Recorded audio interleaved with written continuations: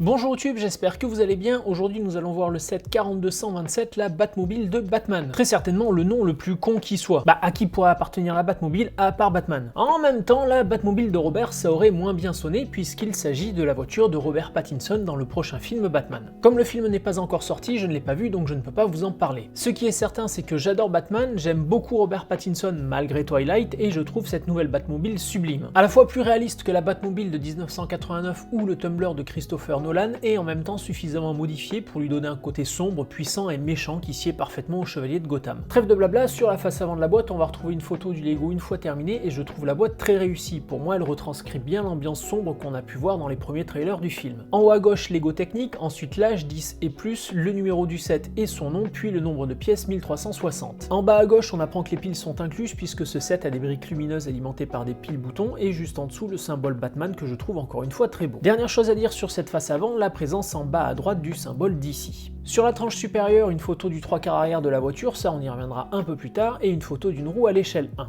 Sur la tranche droite, on apprend qu'il va y avoir deux briques lumineuses, une jaune et une rouge. Sur la tranche gauche, on retrouve le symbole de Batman et une photo de Robert Pattinson dans le costume du Chevalier Noir juste au-dessus de Gotham. Je me répète encore et toujours, mais j'aime vraiment beaucoup cette boîte. Ce visuel-là, par exemple, je le trouve très réussi. Pour finir, sur la face arrière, on va avoir une photo du 3/4 arrière de la voiture où on peut voir le moteur qui crache des flammes, et ça, pour le coup, ça me rappelle beaucoup la Batmobile de 89 avec son fameux réacteur d'avion au cul. En haut, nous allons retrouver différentes photos des détails de la voiture, avec pour commencer une photo de profil où on apprend que la voiture fera 45 cm de long, puis une photo de l'intérieur, ensuite une photo du capot avant ouvert avec une brique lumineuse, et enfin une photo avec les portières ouvertes. À l'intérieur de la boîte, nous allons retrouver 7 séries de sachets, plus 2 autres sachets, le premier contenant les jantes et les pneus de la voiture, et le second contenant les passages de roues. Nous allons également avoir le manuel et quelques autocollants. Alors point positif pour moi, il n'y a que 3 autocollants qui serviront au tableau de bord de la voiture, et comme je n'aime pas les autocollants, je suis plutôt content. À propos du manuel maintenant, alors je vais pas avoir grand chose à vous dire puisqu'on va commencer directement en attaquant le montage. Juste au début ici, on va retrouver les différentes étapes du montage avec ce que vont nous permettre de faire les différentes séries de sachets, et ensuite, comme je le disais, on attaque directement.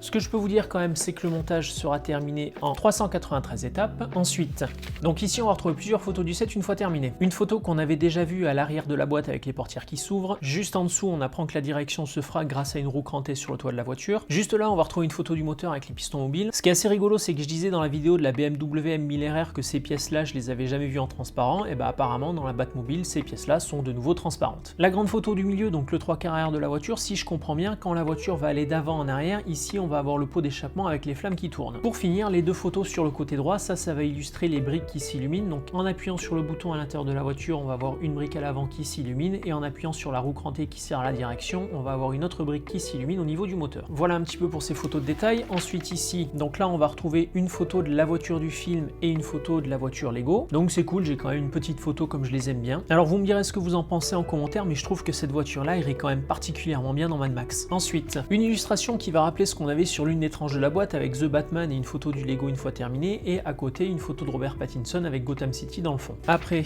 donc ça ce sont les avertissements concernant les piles. Juste là, donc c'est pareil, on apprend comment fonctionnent les briques lumineuses. Pour finir, l'inventaire des pièces Lego. On peut s'y mettre. Few moments later. La Batmobile est à présent terminée et vous n'avez pas vu le montage. J'ai voulu tester un truc qui s'est avéré foireux, donc pas de vidéo de montage pour aujourd'hui. Du coup, je me demande si ça vaut vraiment la peine de filmer tout le montage. Ça fait des vidéos très longues, pas forcément très intéressantes, et je me demande s'il ne serait pas plus pertinent de ne filmer que la présentation du set, les détails intéressants en cours de montage et le résultat final. Dites-moi, vous, en commentaire, ce que vous en pensez. Sinon, que puis-je vous dire sur cette Batmobile? Comme prévu, je la trouve superbe. Elle a vraiment ce côté racé et agressif qu'on pouvait voir sur les photos. Pour parler un peu plus des détails intéressants, on va retrouver à l'avant un capot qui s'ouvre avec à l'intérieur la brique lumineuse jaune. On va avoir des portières qui s'ouvrent pour donner accès à l'intérieur de la voiture. Dans cet intérieur, nous allons retrouver deux fauteuils, le volant et le tableau de bord, ainsi que le poussoir qui permet d'allumer la brique jaune à l'avant de la voiture. Sur le toit, nous allons avoir la roue crantée qui sert à la direction et qui sert également à allumer la brique rouge à l'arrière de la voiture, mais ça je vous en reparle dans un instant. Pour finir, à l'arrière, la partie la plus intéressante selon moi, à savoir le moteur, et Batman s'est fait plaisir avec un joli V8. Comme d'habitude sur ce genre de set, les pistons bougent quand la voiture avance et recule, et ici avec les briques transparentes, je trouve le résultat particulièrement sympa, et encore plus dans l'obscurité lorsque la brique lumineuse rouge est allumée.